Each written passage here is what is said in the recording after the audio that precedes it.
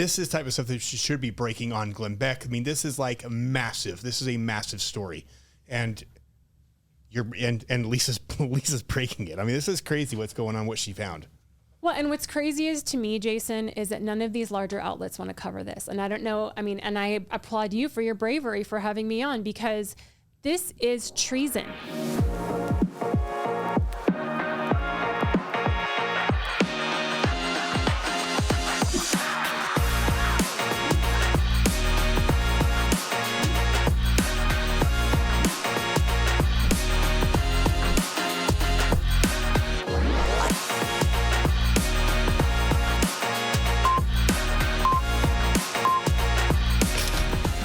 And welcome to We Are the People Radio. This is your host, Jason Preston. And again, with my beautiful babe. What's up, baby doll? Do I need to give you a title? I'll call your name? Is it the Patriot powder that makes you so lively? It is. And is being hopped up on everything going on in our lives. That's honestly. Alexia Preston, there she is. How you doing? It's good to be here. It's awesome having you. Oh. It's never the same without you. Well, I only come in for the big guns. Well, we got the big guns. So you're seeing this. I have no idea if we're on YouTube or not because our channel's been hacked. It's made for a very frustrating few days. Exciting few days. Exciting, yes. We're pissed off.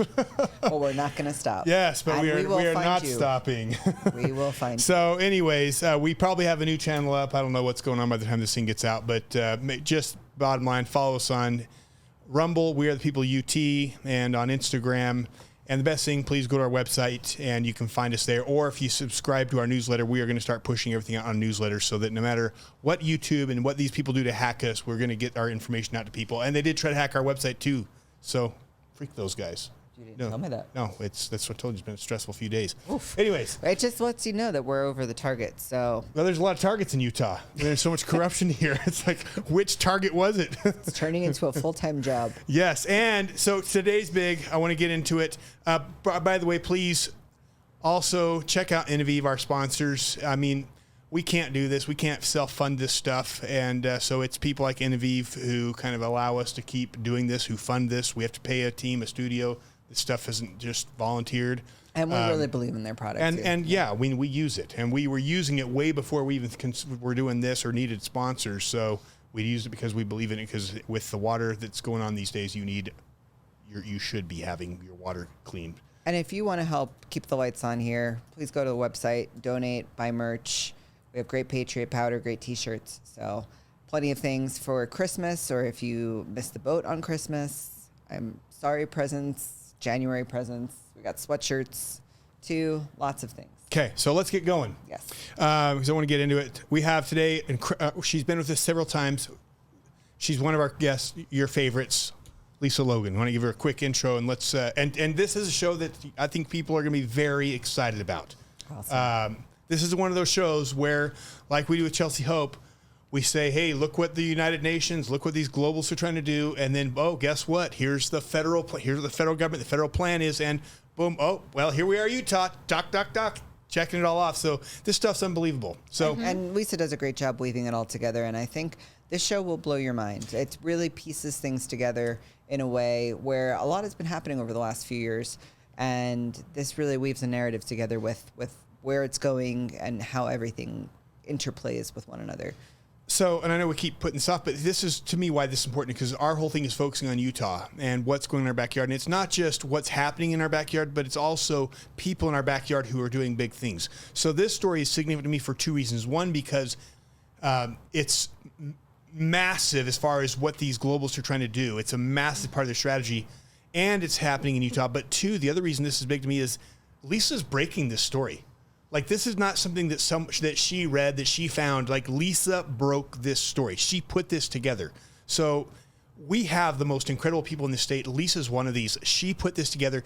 What you're going to see, she found it. She laid it out, and she's bringing it to us. So Lisa Logan, let's freaking go. Well, give her a quick bio, and then let's get her going. So Lisa Logan is, as many of you should know, if you don't know, she's a wife, a mother, a patriot. She is exposing the sinister agenda behind social emotional learning programs. Education is also, you can find her on her YouTube channels. hopefully they won't take you down too or come after you. I'm sure it's coming. It's going to happen to all of us. When you start getting conservatives. specific about people, that's when they come after you. Yep. And Lisa, where can they find you? Where's best? I am Lisa Logan. I know it. Yep, I am Lisa Logan on Twitter. My YouTube channel is Parents of Patriots. And I have a Substack called Education Manifesto. Excellent. And I know most of our listeners know James Lindsay. He's an incredible person. We were talking to James Lindsay just this week, and he actually was saying, hey, when it comes to education, he actually gave you massive props. Like, he really respects you. So, nice. I mean, she's incredible.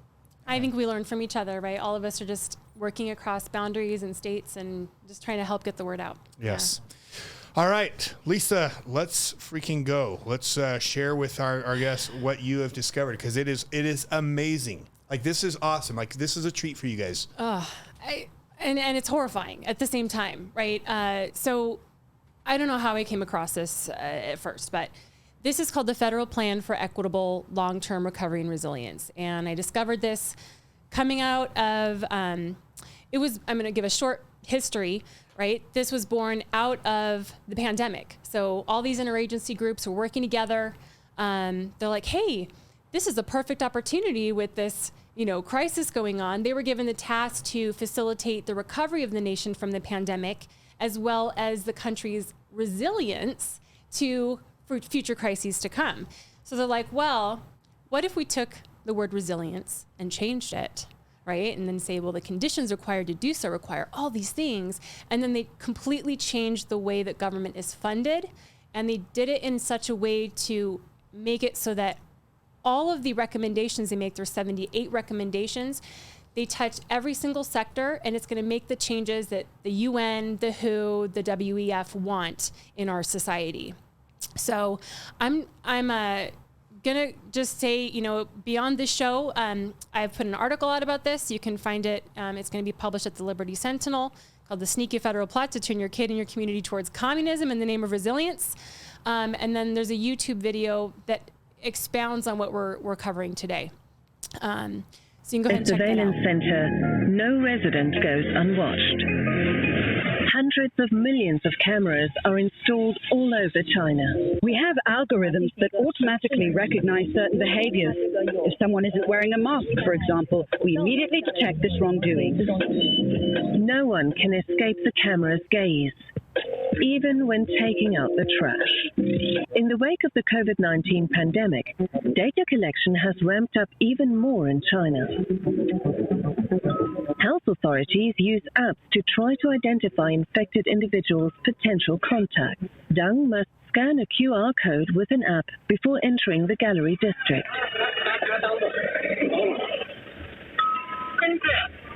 His temperature is also taken. The app looks at your health status and can track your journey. After the scan, it shows you if everything is okay. If he had been in the same place as someone infected with the coronavirus, he would have been denied entry. Whenever COVID-19 is again detected in the country, the app becomes everyone's ticket to public life, to shop at a grocery store, to eat at a restaurant, even to get a taxi. We installed a network of sensors in front of apartments. When the door sensor registers people leaving the apartment in violation of the rules, we're alerted. District staff and the health department are then informed and can respond quickly. Yu Chenwei is signing up for the social credit system. Yu has to link the data from his personal ID, then he'll get his score. The better you score, the more advantages you have in your daily life. I think it encourages people to voluntarily follow the rules. People are also penalized for making false statements in the country's COVID-19 app. People are rewarded for volunteering, staying fit through exercise, or using low-emission transportation. Donating blood also earns points. Other cities also reward organ donors, or everyday things like returning books to the library on time. China wants obedient citizens. Authorities entice with rewards and threaten with punishment. Okay, so you might ask, why did I start with this video, right? What does this have to do with Utah? And what does this have to do with the federal plan? Well, starting with the end goal in mind, this is the society that they want, right? That the end goal of everything that the federal plan does, and you'll see as we talk through the show today, it's to create a surveillance state in every city or town. Because how do you do this in, like, you know, freedom-loving towns in Utah, for instance, right? In rural Utah, who love America and they love their freedom and individualism. Well, you have to use a back door, right? So this is all about collecting data and then eventually measuring, scoring, and ranking that data to create a social credit system. So, hold on. Whoa. So while you're doing that, A surveillance center. No, so this is, to me, why I like where you're starting, is because this is where the United Nations, the World Economic Forum, this is where the globalists want to go, is this social credit system. Yeah. We see right now, we already have ESG, and we see that they're starting to build smart cities. But the question is, how do you go from this vision to actually implementing it in your backyard? Right. And that's the journey she's about to take you on. What she has discovered is their strategy. And that's why this is so massive. So that's the end goal. Go on. Right. So, you know, you saw that these people had to scan, you know, their QR codes and things like that. And really that's attached to their digital wallet on their phone, right? So that they can, they know exactly who you are. They know exactly where you've been. They know exactly who you've been exposed to in this social credit, because there's monitors and sensors everywhere. They've got their watch that does their temperature. They've got, you know, all these different things. So I think it's important for your audience to understand that, you know, you've had shows about blockchain and digital identity and all that kind of stuff. Once they're able to link all these systems up and have this data available at all times in order to walk around these smart cities and to interact and to take transportation and all these things, it can lead to the government, you know, using and wielding their power to control the people based upon your access to those services. So it's interesting, in China, there was this bank protest, and these bank depositors were upset that the Chinese government had frozen their funds, right? So they were planning this protest to talk about it. And what did the government do? They turned their health codes red. So then they weren't able to use transportation to get in the city to attend the protest. So that's, and this guy basically says they're putting digital handcuffs on us, right? He declined to use his full name for fear of government retribution. And so again, whatever rights groups have warned, China could use its vast COVID surveillance infrastructure to stifle dissent. And that's the key. And I think that's one of the things that she's going to share with us today, that they have used the pandemic as an excuse to roll all this out. So that was the turning point for all of this, is now that they have the excuse, that's the marker that's going to give them that they've already begun to use to roll this stuff out. And in China, that's what they're doing. And the same thing with the federal plan. And you look at China with the truckers, you know, where they shut down. Not China. Canada. I'm sorry, with the truckers. They just took down their bank accounts. Right. But this is the logical next step. Yes. Right. Exactly. The computer's thinking. Because really what these cities are, and I think that you've come out with this, they're surveillance, monitoring, analysis, reporting, technology integrated. So, but you know, all that stuff, you know, the technology that exists in China to make this happen, it doesn't exist in every city and town here in America, right? So you have to have an infusion of federal funding into these cities and towns in order to make that possible. And so that's actually what's happening through the federal plan. They're using flexible funding from COVID. So the American Rescue Plan, the CARES Act funding, the Infrastructure Reduction, Inflation Reduction Act. They're using all of that funding and then saying, okay, well, you can apply for these grant cities, but guess what?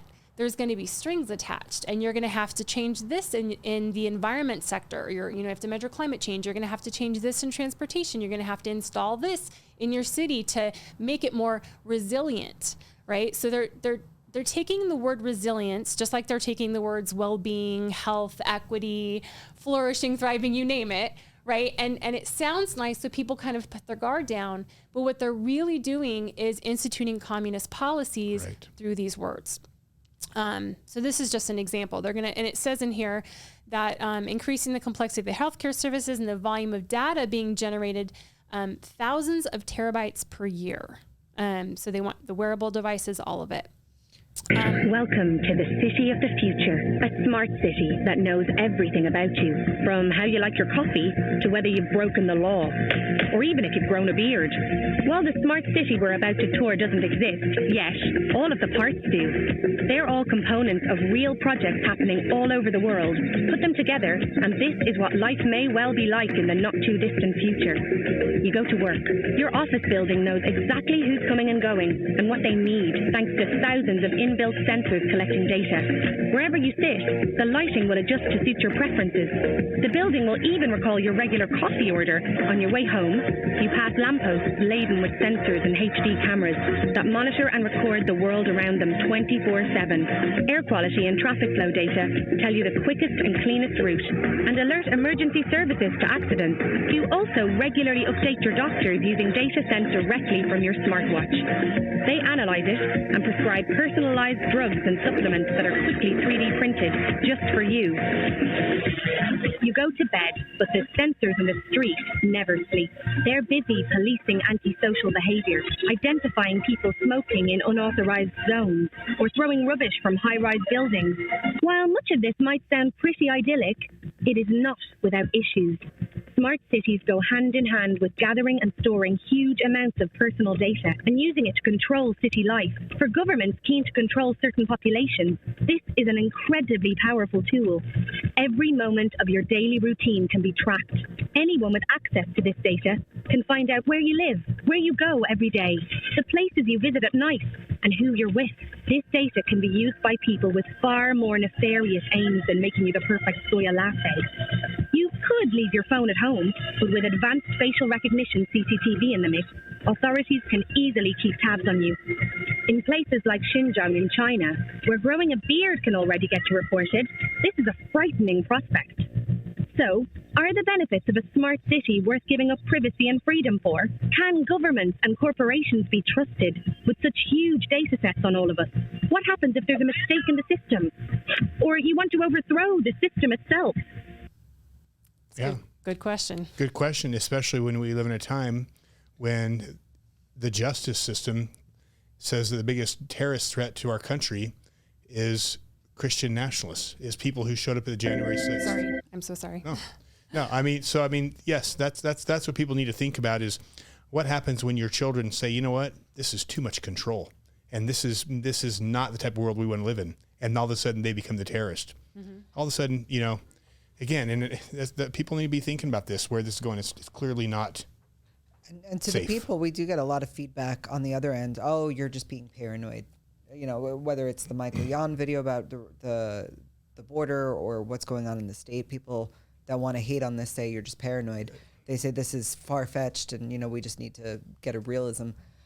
I think people don't realize there's legislature for like the lampposts that they put. Yep. That was just this last year. There's legislation. Already legislation in place that actually is paving the way. So for people that say that we're being, you know, extreme or paranoid, we already are laying the groundwork. And that's what she's going to show. Right. And actually, I did find a document when I was searching for all the smart city stuff. There was a document from another country. They literally call those smart streetlights Levitt streetlights. Oh. Just so you know. Yeah, stay tuned on that one. We've got a massive bomb about to drop on Mike Levitt here pretty soon. So honestly, it'll probably be one of the biggest shows we ever do. Yep. Mike Levitt is I'm looking forward to it, Jason. So the reason I'm going to play this video is, so what your audience have to understand is that there's been a group of people kind of planning to put health in all policies and using it as a lever for change for quite some time now, spanning all the way back to 1978. So there was a thing called the Alma-Ata Declaration, the Ottawa Charter, and recently in 2016, they did the Shanghai Declaration. I'll play the video and then we'll talk about it after, but this has been planned for a really long time. Why is it so important for us to make healthy choices? Because by choosing the healthy option, our lives are more rewarding. Our society is stronger. Our economy is more prosperous. And our development more sustainable. But first, people need to be aware of what the healthy options are, so they can make the healthy choice. Because an informed society knows what is needed to make communities healthier. Governments, joined by civil society, can provide people with the advice of a healthy option, making more of the power over by 21st century information and communication technology. People also require help to access the healthy option. This means governments across all sectors must offer ways for people to be healthy. From making healthy food available to eat, to ensuring the cities and towns in which we live are clean, safe, and healthy. Sometimes this means passing laws to protect people from harmful practices. It can also mean investing in infrastructure that makes it easier for people to lead mobile and healthy lives. This requires action, from those who make our laws to those who make our lunches. To use this awareness and access and make the healthy choice the only choice to take. At home, school, and work. The Shanghai Declaration on Health Promotion is a commitment made by leaders of the world to make this world a healthier place, a place where societies and economies develop sustainably. Yeah, so I think the part that gave me chills in that video was when they said to make the healthy choice the only choice, right? But who gets to define what healthy behavior is? Who gets to define what unhealthy behavior is, right? We just Clearly saw that the healthy choice is to take the shot. Take the shot, wear the mask, comply with whatever rules, right? Stay home. I mean, the healthy choice now is no longer to be able to eat meat. Right. It's to eat bugs is the healthy choice. It's the only choice because we care about you. And they're going to make it the only choice that you have. And so when they talk about, information, giving people information, when they talk about literacy now, it doesn't mean reading. It means being able to discern between disinformation, or what they say is disinformation, and the real information they're supposed to listen to. And so again, in your smart city, when you start talking about steak and beef and how good it is and that it actually is good for you, well, now you're part of the disinformation. You're being silenced. You're a bad, it's just dystopic. Yeah, no, for sure. Especially now you have I think it was Lay's potato chips, which just said they're coming out with a new formula recipe to abide by WHO standards. So I wonder how many crickets are in that bag of chips. Seriously. This agenda was put out by the WHO, the World Health Organization, just recently in 2022. They had this big 10th World Health Conference. And at the very end, they put out something called the Geneva Charter for Well-Being. Now, again, well-being, you think, oh, that sounds like a great word. We all want to have well-being, right? Stewarding a flourishing future, right? This language that they use is so flowery and nice, right? Advocating for a unifying approach to creating well-being societies by shaping the determinants of health in all settings. So again, it's going to touch every sector. And when they say well-being societies, what they really mean is something different than what we would think, right? And they think this whole of society approach is using every sector, every piece of the government, every environment that you are in. So, and I think one of the things to think about is if you haven't read 1984, need to read it or reread it, because this is where they use language to manipulate you. War is peace, peace is war. So what they have is they've redefined language in a way that you think it means something, but when they say it, they mean something completely different. And so if you do not understand their language, which is why what she's doing is important, you will think, oh, this sounds great, and go along with it and not stand up for it when it's in your legislation. And what you're doing is getting yourself entrapped into a brand new, brave new world. Well, and then you think about Envision Utah and the focus groups they hold. They do this. I'm sure there's something they do on more a global level where they have focus groups to see what words stick, what resonates with people. Yeah. What is well-being? What is resilience? What is exactly? Right. Yeah. Yeah. So these I know for sure, I've seen in my research, are words that they are using and leveraging. So if you see any of these in a bill, if you see them, and that's the crazy part, you know, until I started looking at this stuff, all of a sudden these words are popping up everywhere, especially the thriving, especially resilience and well-being. Harvard has a flourishing study. We're going to talk a little bit more about indexes later, you know, like there's a prosperity index that people are using to compare countries, but what is their definition of prosperity? Right, How are they different. measuring it, right? Recent decades have witnessed great progress in human and technological development across the globe. We live in an interconnected world with easier access to commodities and services. Life expectancy and living standards are better than ever before. However, this progress has come at a cost and brought new challenges. In a highly competitive world, we are encouraged to produce more and consume more. The natural resources are becoming scarce, and climate change has led to extreme weather conditions. There is a need for a major shift in the current socio-ecological and economic models. Promoting health and well-being is at the core of the Sustainable Development Goals and the World Health Organization's 13th General Program of Work. The WHO has called on decision makers to take bold political actions that would shift the world into a sustainable and resilient path. This cannot be achieved by the health sectors alone.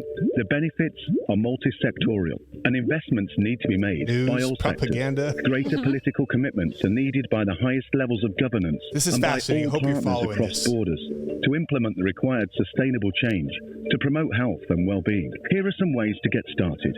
Identify an entry point to integrate health and well-being into current policies.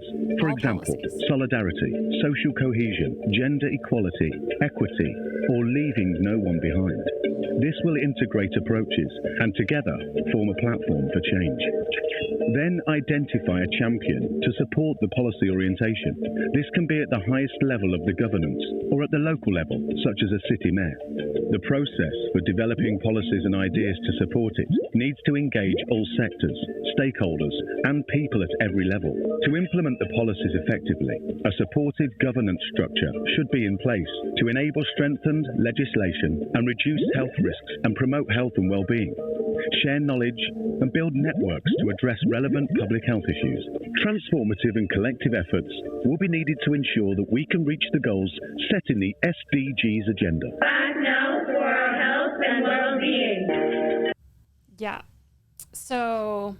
And that's straight scary. And for really, I hope our listeners, you were able to capture that, because if you understand, this is why language matters. Mm-hmm. If you understand if you don't understand language, this is masterful manipulation where you think what they mean is one thing and what they mean is something completely different. And she's going to get into this, what this is. This is a mix of communism and fascism, but it sounds in a way that is it sounds wonderful and sounds great. And why wouldn't we want this? So really, you know, and I know it requires a little bit of focus and really and paying close attention, but words matter. Right. Language matters. Yes. And so it's interesting. When I put this video in my presentation, I knew that it sounded a lot like the federal plan, right? And I you know, say in my video that, like, hey, look, they lay out this agenda and, you know, here's how, you know, it basically sounds like the federal plan. What I found this last weekend was that I actually found the document that was the WHO's framework, and they talked about, here's exactly what the policies you do to basically implement these well-being societies in your government and in where your government is. And it listed at the very bottom in the additional sources for you to read, it had a link to the federal plan. Wow. So this literally is the enactment and putting into place the World Health Organization's Geneva Charter for Wellbeing in the United States through a back door. Without anything being signed. You know, people are freaking out about the treaty that we're going to sign that says the WHO can declare a national emergency, and then we just have to follow everything that they say. This is like, we didn't even enter into this. This is just something that this coup at the federal government decided they would put in through the back door. Right. And again, this is where I just have the most respect. And those who aren't following Lisa, like, this is the type of stuff that should be breaking on Glenn Beck. I mean, this is like massive. This is a massive story. And Lisa's breaking it. I mean, this is crazy what's going on, what she found. Well, and what's crazy is to me, Jason, is that none of these larger outlets want to cover this. And I don't know, I mean, and I applaud you for your bravery for having me on, because this is treason. They're literally trying to shift our government, we're going to talk about that in a minute, from capitalism to what they call a well-being economy, right? Where we totally shift away from measuring GDP and measure our economic health and resilience by these subjective indicators that will require government control and surveillance. They're literally shifting our economy. And this is treason. And I'm calling for people, and we're going to have a call at the end. You guys need to contact your representatives in Congress and ask them to do an investigation into the federal plan, the people behind it, what I'm going to tell you about in a minute, and how this came to be, because it's interesting. So, I mean, I'll go through these slides with you, but this, again, started with that interagency work group.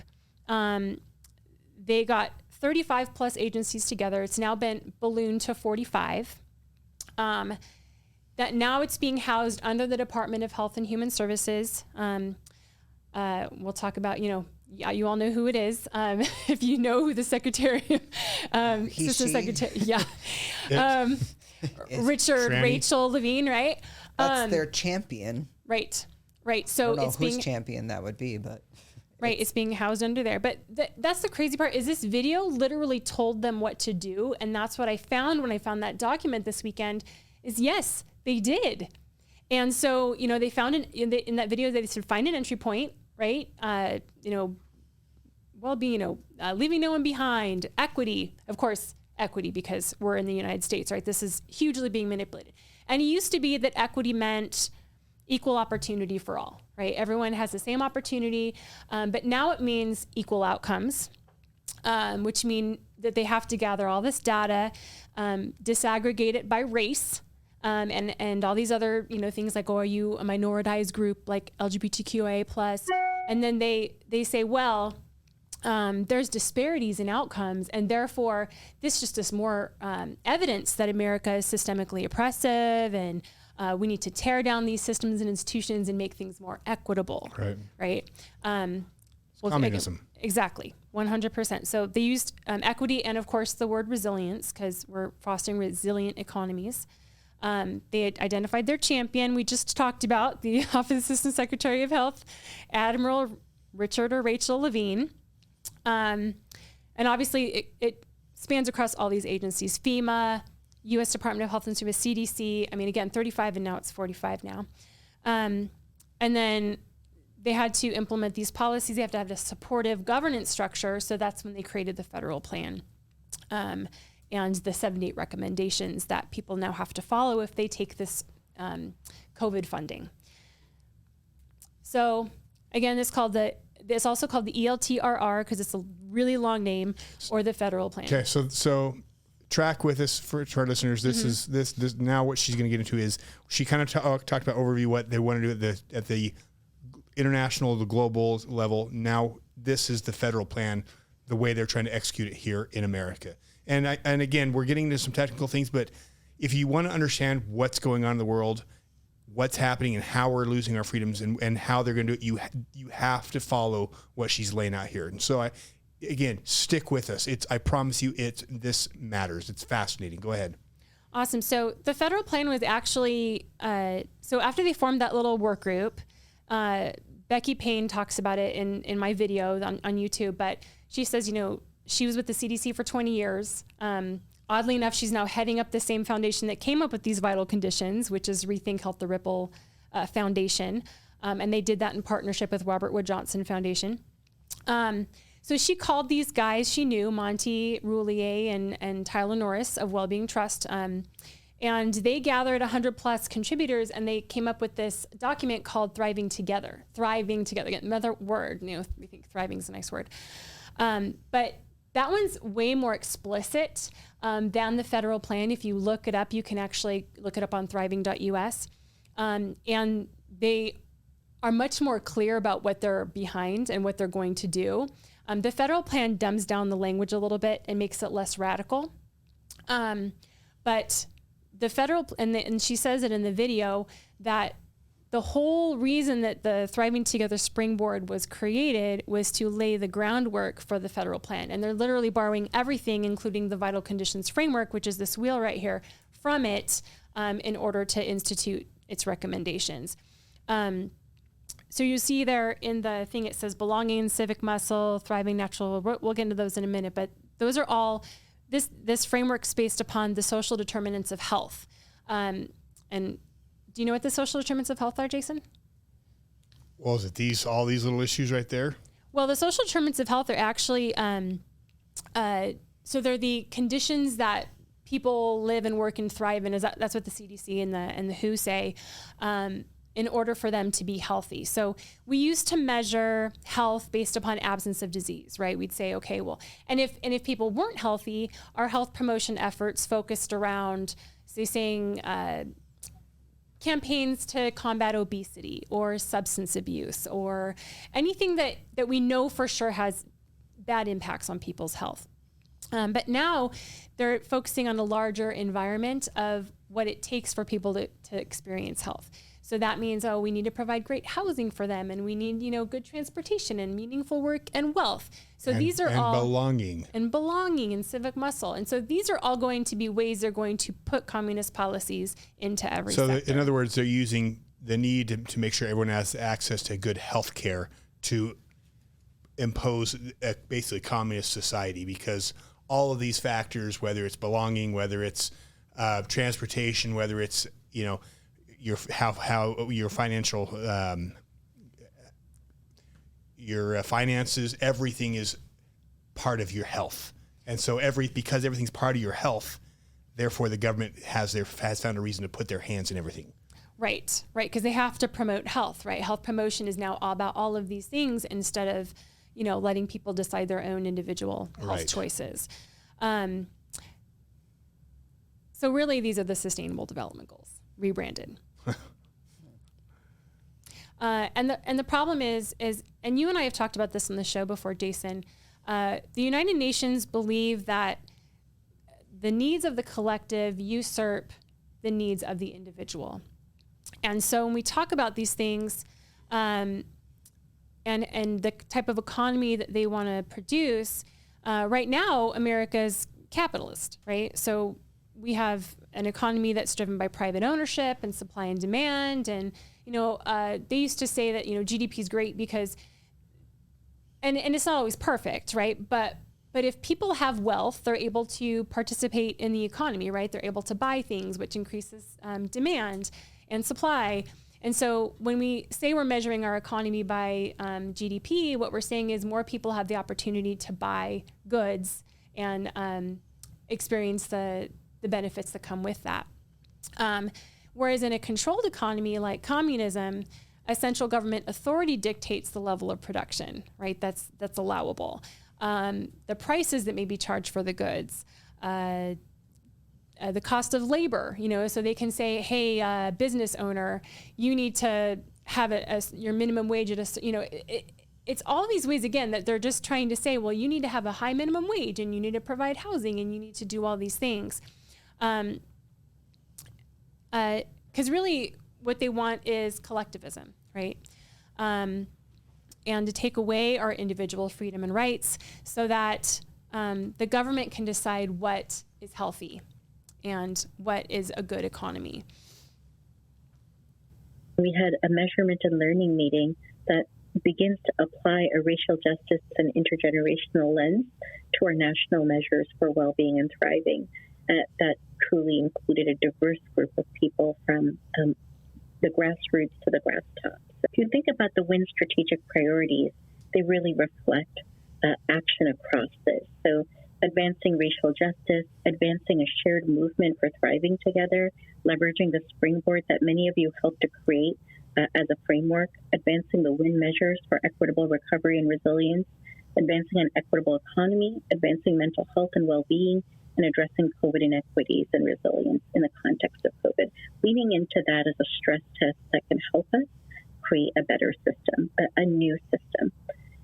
And as we, Michelle, it means disrupting, it means dismantling and redoing. If you think about it, that our priority around addressing racial justice is all about shifting, acknowledging those legacies and shifting from trauma to exclusion. Of course, our advancing that thriving movement together is about coming together in shared stewardship and relationship to chart that path to renewal that will focus on and shift toward those vital conditions. Our work on advancing win measurement, that third strategy, is about that third piece, changing what we measure and how we measure it, and with who gets to define what we measure and how we understand what matters.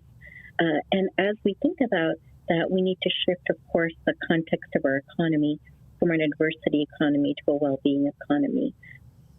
So when she says we need to shift it away from an adversity economy, what do you think she's talking about? Capitalism. Yep. Yeah, well, and that goes right along with what she said, if we need to dismantle the current system.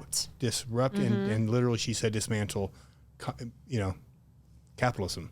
Yep. So, I mean, those who believe in the Constitution, that this what these people are trying to do is literally dismantle our government, right, and our current. Yeah, and that woman that's actually speaking there is Dr. Samova Shaha, and she is was the director of the 100 Million Healthier Lives Initiative, which came up with the new measurement framework that they're using to measure the federal plan, called the WIN measurement framework. And when that ended, that became well-being or equity in the world, or we in the world. And so she's now heading that up. And so, again, I put that quote at the bottom there because it's really about changing what we measure, because right now we measure GDP, how we measure it. We're going to collect data on everything, everywhere, all the time, and who gets to define what we measure and how we understand what matters. And this is already starting to happen with, again, this is what the social credit score is in China, and what we're already seeing with ESG. Right. We're already seeing that shift, and that's really what they're trying to do, is take this to the next level, because this is a huge step forward from where we are now. Right. Or backwards. 100%. And I don't know if it's the next slide. It just plays automatically. But, so she's a part, and that video was part of the Wellbeing in the Nation Network webinar. And so as you can see here, these are public-private partnerships. And this network was actually created to advance these measures. So you see here we have at the bottom the 100 Million Healthier Lives I just talked about. We've got Rethink Health, the Ripple Initiative, Robert Wood Johnson Foundation, the Ford Foundation, Policy Link. All these people are working together to shift our economy. And they actually support, like a trellis, the whole measurement framework that she just talked about. And some of our listeners, when you think about what happened during COVID, it was, if you're a small business, you're not essential, we're going to shut you down. But all the corporations there was a massive shift in money and wealth to all the top corporations in the country and the world. The reason they want the money going to the corporations and keep them going is because these are the people who are going to play along with the brave new world that's coming, which is fascism. It's a mix of fascism and communism. Your little mom and pop shop, you're not going to play along with this. You're not going to implement these things, which is why your business is going to be penalized, why you're going to go out of business. Yep. These are the companies that will be part of this fascist movement. And so again, this is why this is, and it's happening, and we're going to get to Utah in a minute, but this stuff is very much, we're going to be talking about this private, public-private partnerships, this mix between government and corporations, and it is terrifying, and it is moving forward extremely fast. Yes. I even see a Utah-based company on there, Weave. What? Is that the Utah-based? That cannot be. Which our one? Weave. It's to the left of the pyramid. No, that's not our Weave. Oh. Well, I wouldn't. They're not big enough. They're not big enough. Well, of course, because you take corporate money. Like Weave in Utah, like the owner, he started off a good guy, and I'm not going to say he's a bad guy now, but I know he started off a good guy. I know him personally. He got all this corporate money, and guess what? He's pushing all this liberal stuff now, because that's the way they get you. You want the money, we're going to give you the loans, but it comes at a price. We own you. Yep. And do you remember who we saw in that video that talked about make the health a choice, the only choice, Bloomberg? Yeah. And we see on their Bloomberg Philanthropies. So again, this is very much, and even though there was the Shanghai Declaration, and but this is very much going on in the United States. The National Committee on Vital and Health Statistics is a federal advisory committee that reports to the Secretary of Health and Human Services. They were asked by the Secretary over almost 4 years ago to recommend measures for population and community health that would work across sectors. They brought together over 100 plus groups across nearly every federal agency and across every sector, and together created a report in January of 2017 that said that in order to measure population and community health, we need to understand what health looks like in a number of different domains that relate to health and the social determinants of health. After that, they transferred the process of developing measures to 100 Billion Healthier Lives, an unprecedented collaboration of change agents that was convened by the Institute for Healthcare Improvement that was already working across sectors in the country and across federal agencies to improve health, well-being, and equity. So how was the framework developed? The National Committee urged us to arrive at measure sets that created a measurement ecosystem. They said that we need a parsimonious set of core measures at the national level, but we also need an expandable menu of measures for use at the local and community level. They asked us to achieve a balance between standard, widely used measures like life expectancy, alongside those that might be promising or currently used in fewer places at this time, or where there may not be yet enough data availability for everyone to be able to use them, but have the potential to really help us learn and move the needle in terms of what creates health, well-being, and equity. An example is a perception of everyday racism, which seems to remove about 5 years from your lifespan if you feel that you are at high levels of everyday discrimination. It seems incredibly promising and interesting. We don't quite have enough data validation for that yet, and we don't have the data availability, but we'd love to see people try that out and see whether it ought to become a measure that we promote to the leading indicator set in a future iteration. Right. So that's the thing that you should understand is that, remember I just told you, she said, we in the world is now continuing these measures. Again, these were created specifically to measure the progress on ELTRR, the federal plan. And so they have that living library, and now states will use that library to actually pull measurement sets from to make their state health needs assessment. So they'll pull the community, and there's a lot of different data gathering entities, right? Universities, like the Gallup polls. Envision Utah does that. Yeah, Pew Research, Envision Utah, you're right, absolutely does that. So they're going to have Kempsey Gardner Institute. Yeah, Kempsey Gardner. Yeah. There's all sorts of federal agencies that share data. There's the census data. So again, they're going to be able to pull all this data from the community, kind of cull it, right? And you can see here. So when she talked about bringing the measurement of this, someone's subjective perception of everyday racism to the level of a leading indicator, this is a problem, right? Because this is the main objectives that states kind of create their budgets around, like what are they going to focus on in regards to the health and well-being of their community. So you can see like from 2015 on in red, all these indicators were added. And so now that last one there is the WIN measurement framework. Many of you are probably familiar with this concept, upstream versus downstream, when we think about health, or the idea of prevention and root cause versus treatment. So these are not meant to be mutually exclusive. Many times in the past, state health assessments have focused on disease states, specific health indicators. We should really take the opportunity to think more about the upstream factors that influence a lot of different health conditions. If we think about individuals and their individual health needs, you can see on the bottom right corner, we tend to think about hospitals and specialists, and that is a really resource-intensive time and money, resource-intensive way to approach health. So the state health assessment this go-round is taking the opportunity to think more upstream. And what does that mean? It means that we're going to think about the conditions in communities and our environments that help to promote health and well-being. That said, the state health assessment will include data on both upstream factors as well as specific health indicators. So as we think about these upstream factors, what are they? They're in things like environment, housing, nutrition, education, and income. Many of you may be familiar with the story that we often use in public health.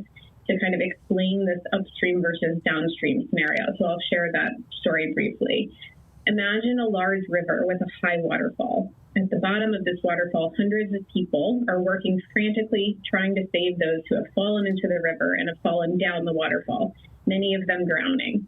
As the people along the shore are trying to rescue as many as possible, one individual looks up and sees a seemingly never-ending stream of people falling down the waterfall and begins to run upstream.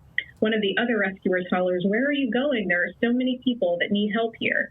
To which the man replied, "I'm going upstream to find out why so many people are falling into the river." So as you look further upstream, you notice bridges in various states of repair along the river. Some are strong, made of sturdy components. Others are weak and debilitated with missing boards or flimsy railings. In the stream parable, we know that certain groups of people are more likely to fall in the river than others. This is an equity issue. They don't fall in because of individual weakness or intrinsic flaws. Rather, they just don't have the privilege that many of us have to live in communities with strong bridges. So that's one of the reasons we're really focusing on equity also in this state health assessment, to try to create environments for all that address these upstream factors.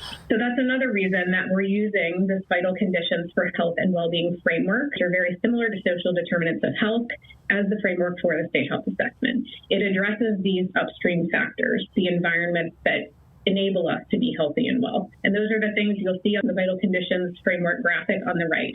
A thriving natural world, basic needs for health and safety, humane housing, meaningful work and wealth, lifelong learning, reliable transportation, and belonging and civic muscle. Belonging and civic muscle is at the center because it really influences progress in all of the other vital conditions.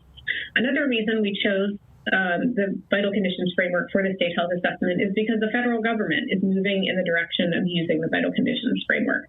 Just a few weeks ago, the federal plan for equitable long-term recovery and resilience was released. And this is exciting for a few different reasons. It's an interagency plan. We know that the federal government is often siloed, but more than 30 agencies have collaborated over the last few years on developing this plan. It is intended to guide long-term investment from the federal government. It uses the vital conditions as its organizing principle. So we really have an opportunity in Delaware to align with this framework that's being used nationally, that's being moved towards nationally. And the idea of the plan is that it's going to provide an actionable path for this whole of government collaborative approach, specifically to improve the vital conditions. Now, the government recognizes that this is going to take a transformational systemic change. Another element of this plan that's exciting is that it really focuses on community-centered collaboration, understanding better what communities themselves believe and know that they need to improve related to the vital conditions. This idea is also supposed to maximize, so let's look at the money we already have, the steady state investments and other federal investments. How can we use them in a more combined and collaborative manner? And the entire plan, which is exciting, is focused around equity and specifically aims to eliminate disparities. Okay, so that pretty much pulls everything together I just told you in a way. And it out of the horse's mouth. Yeah, out of the horse's mouth. They're using the vital conditions because the federal government has this plan. And you heard her say that they're moving towards having this be national, the national standards that we use. This is already being implemented in Delaware and quite a few other cities that have piloted it. And we're going to talk about later how it's being implemented here in Utah. Go ahead, baby. The one thing that I noticed with all these upstream conditions in the wheel that it's glaringly missing is personal responsibility. Yes. That's right. 100%. It feels like the individual is removed from it with no agency to actually take charge of any of those things themselves. So you know where this is naturally heading without any personal responsibility accounting for. Right. And not only, you're absolutely right, Alexia, and it's not only the lack of personal responsibility, but then there's the other side of that, where it is the responsibility of the federal government to pre-distribute resources to make sure that those people are taken care of. So we've moved beyond even equity to now like racism. It is literally a slave master, managing the slaves. It literally is. Yeah. If you rewind and go back to the thing of what's upstream, no smoking, no drinking, vaccines, taking your vaccine, they're taking away your personal choice. Right. Agency. Yep. Which is what the eternal fight has always been about, is freedom and agency. And here you have a federal plan working with corporations to take away your agency under the guise of health and Equity. wellness. And resilience. And resilience. Right, to make the healthy choice the only choice. This takes a minute to load up, but also, she talked about the state health needs assessment. So the state health needs assessment, once they gather all that data, and then they measure it and they kind of look at it, that determines what is put in the state health improvement plan.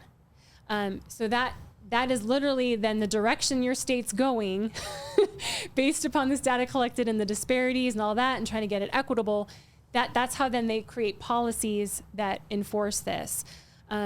What if the government uniformly measured its success in terms of elevated resilience in communities across all dimensions that define healthy, thriving communities? The work group, in deliberating on these questions in 2020, determined that there were a couple of considerations that had to be paramount, one of which was this involved all of us, that it really is a public-private partnership to build resilience across this nation. That's what the federal plan intends largely to do, provide a lens through which agents across the federal government can entertain how they best apply their resources towards the same meaningful outcomes that ultimately define increased resilience. As the case it may be, or was, civil society was already thinking in these terms and had been even pre-pandemic, to the point where you see depicted on the left side of this slide, Thriving Together, which is an initiative across civil society that was intended to better orchestrate civil actors, non-governmental actors, towards enhanced resilience in communities. The federal government's interagency work group working on this effort intended very deliberately to build out the federal plan over the ensuing months and years now in such a way that it could harmonize with that civil society effort. On the right, there's also a nod to the fact that it does very much harmonize with a number of subsequent executive orders and cross-governmental efforts that have occurred in the current administration. The framework for the vital conditions for health and well-being looks to define the actions that can be taken to enhance resilience through these different components that you see here. It may resonate in its familiarity with the social determinants of health framework, but that this offers a more inclusive and open relationship to those sectors that traditionally haven't been involved with SDOH necessarily. So, ultimately, what these objectives are set to do is enhance that equity. The equity, as you see on the bottom there, in terms of access to federal resources, and more importantly, and most importantly, equity in terms of outcomes for communities and individuals. Scary. This work is being taken up organically already by federal government and partners outside of federal government. And there you see the WIN network. The YMCA is participating. It's great. So that was Rear Admiral Reed. He is basically assistant to Admiral Richard or Rachel Dick Levine. Yes. Let's call a spade a spade. And so he talked about the federal plan's objective is set to enhance equity, meaning not only access needs to be equitable, but also the expectations of equitable outcomes for all, no exceptions. And they literally say this in their document, thriving for all, no exceptions. So what does this look like, say, in Delaware, these pilot programs? What would that look like in day-to-day life? Well, it's how they collect data and what they prioritize the data that they're collecting, right? So when we talk about this whole lens that they're using, right, it literally preferences people of color just based on the color of their skin. They're going to say, we're going to direct these resources toward communities to have, like in the federal plan, it talks about having increased money towards after-school programs, but only in underserved communities, right? Having access to childcare, right? But only in underserved communities. Equity and outcome is bread lines. Yes. Everybody gets the same amount of food. Yep. Everybody gets the same amount of health care. Yep. You cannot earn more money than the next person. There is no ability to get ahead. You will get what the person next to you gets. Which de-incentivizes work ethic, and that's what communism is. It's there is no getting extra. You cannot go work harder and get ahead. It is you're in the bread line, and getting the exact same amount as bread is the same person. This person next to you who is unwilling to do it, lifted their finger for us. It's slavery. Yeah, this is slavery. Yep, and it It's critical theory. And again, to our guest, this is your country. These people work for you. You've got employees that are hijacking your country, your company, and it's a coup. Yep. And your kids are going to live with the consequences if you don't stand up and do something. Yeah. Yeah, that's why we need everyone to contact their... That's why this stuff matters. Their congressmen and congresswomen. Pull your head out of your TV, and this stuff matters. It really does.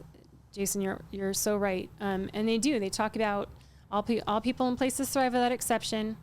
And they aspire to eliminate long-standing disparities by adapting and coordinating federal resources to address systemic racism. So it's the whole critical race theory narrative that it's been racist from the beginning. It's still racist.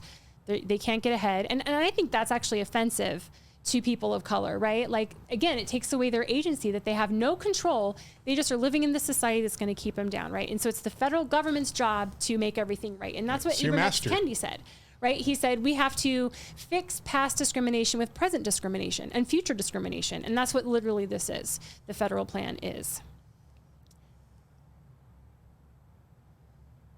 So again, you heard Shmava Saha say that we have to change what we measure, right? So this is the Thriving Together springboard that they talked about the federal plan being based upon. So instead of measuring GDP, they're going to measure all these other things that matter. Well-being and justice goals, living standards, the GERI index, income inequality, climate indices, education indices, just capital rankings, which is just another ESG, impact investments, just transitions, all these different things. They're going to change the way we measure our economy to basically be all of these things. It's taken a pandemic to help us realize just how sick our world has become. We've been slaves to materialism, building our personal empires and countries' economies. We convinced ourselves that life was great. We ignored the cost to ourselves, other people, and our planet. Capitalism is horrible. When COVID-19 arrived, it forced us to stop. We had time to question our way of life. If while we we'd were done locked things up. differently, could we have been better prepared? We've realized we can't go on as before. How can we say our economies are thriving when the cost to our societies is so high? There is a way out of this, and we all have a part to play. Countries should be measuring their success by the well-being of their people and the environment they live in, not just by deals and trade, the profits made on products that are threatening our world and our own survival. We need to stop pursuing the same old self-destructive priorities and create conditions for people to live better lives. Government control. Health should be factored into everything, both globally and locally. Some countries are already getting this right.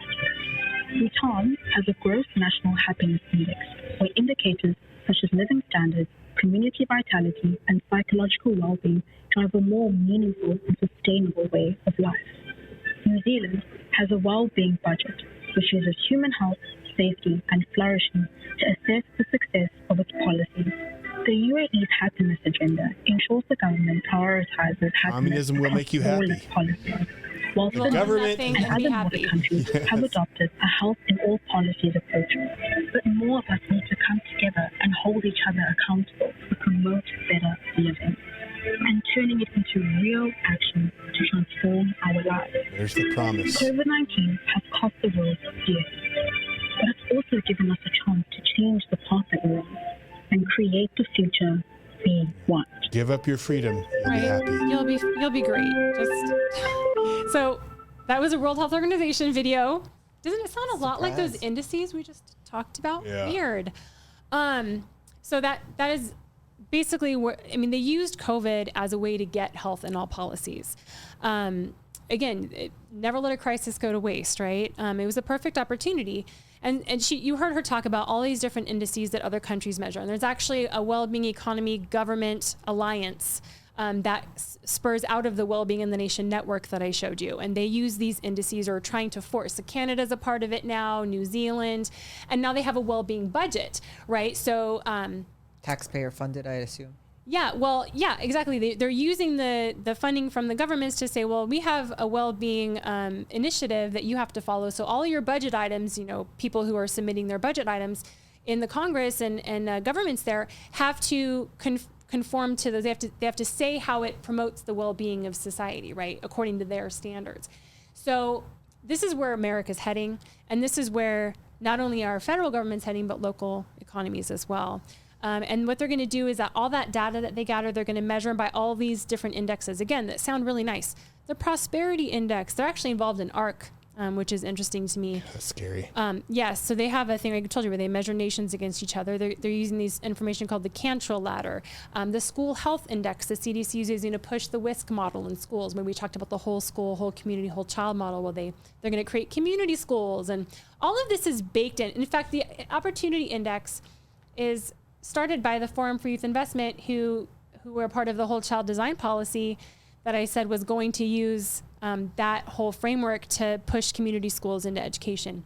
So all these, again, these are all the ways they're measuring data. Again, they're disaggregating it by race and other demographics, and then they're going to use it to control us through communofascism and enact distributive justice. So again, I talked already about how this is being done through federal government money. And so it's interesting. Jason challenged me to find out how this was going on in Utah. And I knew that they were using COVID money, but I didn't know how until he told me, well, and I was like, well, I can maybe try to figure this out. So I looked it up, and it turns out there's this thing called the U.S. Economic Development Administration. Now they are using their Economic Adjustment Assistant Program to funnel this money into various localities. So in order to do that, you have to apply for these grants. They have certain investment priorities that they say are important to them. Equity. Oh, look, number 2, recovery and resilience. They have to build economic resilience and long-term recovery from economic shocks like those experienced by coal and power plant communities or other communities impacted by the decline of important industry or natural disaster. They may benefit from economic diversification-focused resilience. So it's interesting when we talk about this next coalition that's involved in this in Utah, one of the recommendations that they had was to diversify their energy. Oh, because they want to bring in green energy, right? So all of these recommendations that they make through the federal plan actually accomplish the World Health Organization's, World Economic Forum's, and UN's agenda. I want to jump in, just interject real quick here, because COVID was so important, and people. I don't know that a lot of the society understands what was so significant, why the lockdowns, why they pulling the kids, why they dragged it on so long, what was the purpose behind it, and the purpose behind it was to reset. That is what the Great Reset is. It is to reset the entire country and world with this new Marxist takeover. Yeah. It was to eliminate small business. It was to set things in play to make it more difficult for the middle class, for small business. It is make it more difficult for home ownership. Look at why do you think it's so expensive for your children to have a home now? The ability to own a home has disappeared. All this was all done through COVID. It was all calculated. It was all very specific. It was an excuse for them to cut off the funds from make everyone suffer financially, and then interject new money to states under conditions that they accept the federal plan, that they accept this new brave new world. Everyone hears, Build Back Better, which is this plan. This is part of Build Back Better, the Great Reset. And it's happening now. The framework is happening right now under your nose. She has laid it out what they're wanting to do at the federal level, how they're doing it at the national level through the federal plan. And you want to look at, and I just want to bring this up, because all the money that got handed out through COVID, that wasn't just money without strings attached. Right. You look at Utah, if you do a search on how much money Utah got from the federal government, it was obscene. $1 billion in pandemic relief for education. You start going through another $20 million. Boom, boom, boom. Millions and billions of dollars came into the state of Utah. And it all came with strings attached. What are the strings attached? This is what we're talking about. Again, what has happened since COVID? All these private-public partnerships, these PIDs, what's going on at Vineyard, the smart cities. Why is all this happening right now? It stems from the money that came from COVID. Yep. So COVID was not just about a sickness that came through. It was to fundamentally tear down and rebuild the entire global economy and the global government. Right. Well, that's what they want. They want a one health global government. And I lay that out in my video on YouTube. And they talk. By the way, we're going to put a link to her YouTube in the comments below, because you need to watch her whole video. She does a phenomenal job. All right, so let's go ahead and talk about this. Right. Well, and they want universal health care. And the other part I kind of want to highlight before we start talking about what's going on in Utah here is that, when you talk about how they're going to preferentially treat people of color through the federal plan, right? They're going to direct these resources and funding to them preferentially just because of the color of their skin. Well, they're planning to do the same thing once they get their one world health government. But, the people of privilege just aren't going to be white people. It's going to be, the United States of America is privileged, and we need to redistribute the wealth. That's right. Across all these underdeveloped countries so that they have the same amount as the United States people do. Everybody's in the same breadline. Yes. Internationally. Yes, internationally. So I just wanted to make sure that your audience understood that. And the other change with COVID, outside of what the government stepped in and did with the people, I think it was a paradigm shift for many to make them receptive to things like this, outside of the people that are awakened and have done the research to actually piece it all together. It makes people more receptive out of fear, out of emotion. Don't kill grandma, doing what you can, but it's not about the individual anymore. It's now about collective. Yes, 100% the collective. So this is something that I discovered. They did take the EDA money. So this is the 5-county economic development district down south. So it includes Beaver, Garfield, Iron, Kane, and Washington counties, and they're called the 5-County Association of Governments.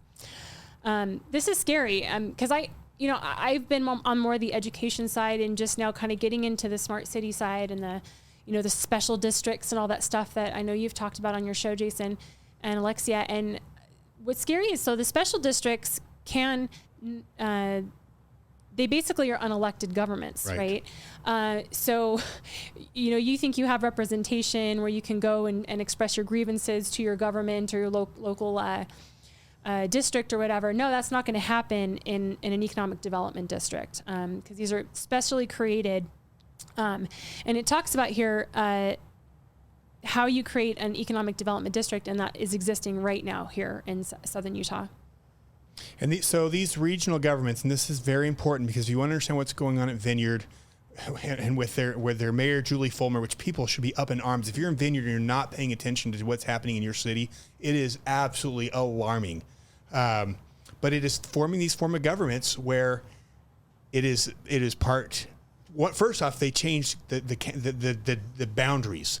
So instead of it being a city, it's this boundary that takes in 2 or 3 cities, and so all of a sudden where's the accountability? You don't have a mayor because it's part of 2 or 3 counties, or so it takes away your representative form of government, which is what a republic is. Right. Second, just like what they did in Disney, is the land is actually owned by a corporation. So think about that. When a corporation, that's an unelected government, and that's where we're moving in Utah, in the Point and Vineyard with Utah City. Daybreak's moving that way, and that's what these. And so a lot of what we're talking about, this is this brave new world. This is this new model that the great part of the Great Reset is getting rid of your representative form of government. And Utah is leading the way, and that's what we're talking about. And so these are the things we've got to be watching for if you are going to hold your government accountable and protect freedom for your children. Yes, 100%. And this is just to say that they took this money, right? EDA, this is from that document I just showed you the cover of. And it says, yes, we did take this COVID-19 funding. And it says here it was allocated over $100 million in available grant funding, as well as the opportunity for states within the region to capture more than $1 billion in competitive nationwide funds. So, again, strings attached. Absolutely. Just like your politicians take money where there's strings attached. Right. So what are some of the things they probably have to agree with, because this is part of the federal plan and the recommendations? Well, as a part of the lifelong learning plank, they might have to allow the use of cross-agency federal funds to increase access to enrichment experiences in and outside of schools for under-resourced communities that historically have been marginalized. And I would ask your audience to go take a look at these recommendations. Integrate, here we go. here's the stuff that I've been exposing for 2.5 years now. Increase incentives for schools to adopt and integrate whole system social, emotional, and behavioral approaches, and to meet recommend staffing ratios of students to train school nurses and behavioral health professionals. This is how they're going to implement those community schools and require that your kid gets mental health services at school, even if they haven't been diagnosed with anything, because every child is at risk and they all need their needs met. Right. This will touch basic health needs and safety. And this is where the student belongs to the state, not the parent. This is crazy stuff. It's crucial. Parented by the people government. Understand. Right. Because if those community schools come into play, and I know I've talked about this on your show before, they can offer all sorts of services to kids. Pelvic exams. I mean, Kelly Ski on Twitter has done great work of this, at Kelly SKE, exposing this. There's like a Denver health clinic, and they can get birth control pills at school. They can be referred off campus to Planned Parenthood. They literally, what they're trying to do is remove parental consent for these procedures so that kids can decide to go to school and be like, oh yeah, I just want to get a vaccine today, but I don't need my parent to sign off on it. I want to change my gender. Yeah, I want to change my gender. I want to go on hormone blockers, right? So they'll remove parental consent and then say the parents are dangerous to the child for not allowing those kinds of things. For a thriving natural world, this brings in SDG 11, which is all about creating those smart cities. If you just read those recommendations, almost every single one of them, you know that that's what's coming. Basic needs for health and safety. This one kind of scares me. So if you do read the recommendations, they're on the right-hand side there, you'll see fresh air, sexuality and reproductive health, and sufficient sleep. And those have stars next to them. Well, these are all things they did not cover in the federal plan yet. And the basic needs for health and safety definition says freedom from trauma, violence, addiction, and crime, fresh air, nutritious food, safe drinking water, I need my glasses, routine care for physical and mental health, routine physical activity, safe, satisfying sexuality and reproduction, and sufficient sleep. So while these recommendations here might not sound so bad, what else? What are they going to bring in when they have recommendations for sexuality and reproductive health? Right. But they say invest in the development of collaborative networks, extending from education settings, for instance, Head Start, childcare, and schools. Exactly, you're not going to own your child, to respond to social, emotional, and physical needs of children and their families. So they want from cradle to grave government intervention into people's lives. So that's trauma-informed care and funding policies, culturally responsive whole person teaching. So they'll have to bring in CRT in order to meet the basic needs of those kids that are from marginalized groups, et cetera, et cetera. So I know it's a long show, but I kind of want the key points to take with you here. There's a coup going on at the federal government, and they're basically instituting communism under the guise of health promotion and resilience. It's racist what they're doing, right? They're targeting federal funding based on color of skin. This goes against Title VI of the Civil Rights Act, and they need to be called out for that as well. And also, the goal of all of these policies is data collection and moving our economy towards communism, and a one world health government where you're going to be surveilled. You're going to have all this data collected on you. You're going to have a score, just like we do with social emotional learning, right? We score people's behaviors and attitudes toward different things. Are you empathetic enough? Are you compassionate enough? Do you follow the rules? What the government says? Hey, wear your mask. Don't go outside. That woman talked about having cameras outside people's places of living so that they could tell if they left, and then they could and then what's going to happen? Your health is going to turn red. You're not going to be able to travel. You're not going to be able to use any of the services in the city. And I just gave you all of the evidence that this is in your backyard. It's in your backyard. It's not just at your door. Communism is just at your door. It is like standing in front of you, waiting for you to do nothing. And that's why I'm saying you have to contact your representatives in Congress and say, listen, this is communism. This is treason. I want you to investigate this. I want you to get to the bottom of this. And we cannot let it happen here. We can't. Yeah. Here's the thing that's on my mind right now. Yeah, Vineyard's on my mind. What is it? 24 hours before City Council, Julie Fulmer, they elected they got two great people on City Council, Jake Holdaway and Sarah, who are conservative and who are going to push back against this Utah City and these PIDs and this exact stuff they're trying to do down there in Vineyard. So what does she do before they get elected or get take their seats? She tries to pass a bill that says that the mayor has the ability to override the city council. And we find out about this the day before, and you've got these people saying, how do we get the word out to the people? No, and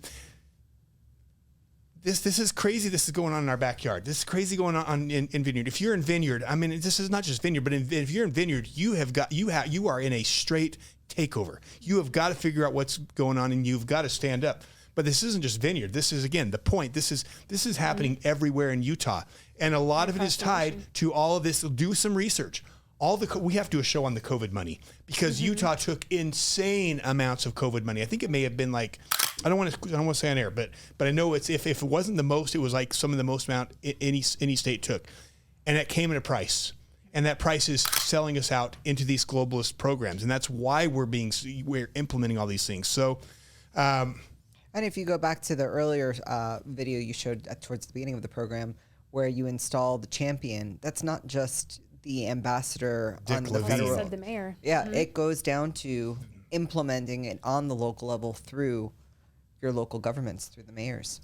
Right, and we actually do have economic development councils and things like that here. There's ED Utah, I think, is one of them. And so look those people up. I can guarantee that they are probably pushing these communist policies into, because basically what they're doing is saying, listen, these are the ways you need to fund your city. These are the ways you need to plan your city. And they're going to have the say, and they're going to make it equitable so that people who have differing opinions don't have a voice. Yeah. So they understand the importance of attacking this at the local level, but that's where we have to fight. And that's why we tell people, stop getting lost in the weeds at DC. I mean, how much influence do you have in DC? Not that DC doesn't matter, but DC has become so corrupted. When you have a federal government that is calling you, people who watch this show, and us, the biggest threats to this country, that we're the terrorists, that tells you who the enemy is, and the enemy is them. We can fight it at the state level. This is where we have to be fighting. We have to get involved with our city councils. We have to get involved with our state reps. And I'll tell you, here's the cool thing. You've got some state reps that just have no idea what's going on. And some of them have been calling us and saying, we're not a part of this. We didn't know. And the reason they're calling us is because you're calling them. So, what an absolute blessing to have Lisa Logan in your backyard breaking this. This is a national story, and it will go national because this is massive. But you have a role to play, and that's call your state rep. That is share this with your neighbors. Yes. This is information warfare. They understand it, which is why they use the media, which is why they use Hollywood to push propaganda, and it's why they're shutting us down and trying to wreak havoc on our lives. But here's the cool thing. Maybe they silence us. They can't silence everybody. And that's why we need more people speaking up, not less. We need more voices. We need more people standing up and getting involved in information warfare. And we're not asking you to do the research. We have such incredible people like Lisa and Chelsea and all the incredible people that do the research for you. We're not asking you to do anything other than share and act. Yeah. And if your deal is research, do it. Get into the fight. You and God know why you're here, but you're here for a reason, and nothing matters more than freedom. Nothing. This has been the eternal fight, because you lose freedom, and I will tell you, life becomes, you will give up, pay any price to get it back, any price. So it's better to fight for it now than wait to lose it. Anyways, we're going to wrap up. It's been a long show. God bless you, Lisa Logan. Follow her on Twitter. I am Lisa Logan. We'll put the link to her show where she broke this down in the notes, and support Lisa. And to our guest, please, thank you for sharing. Thank you for helping us get this out. Thank you for your support. And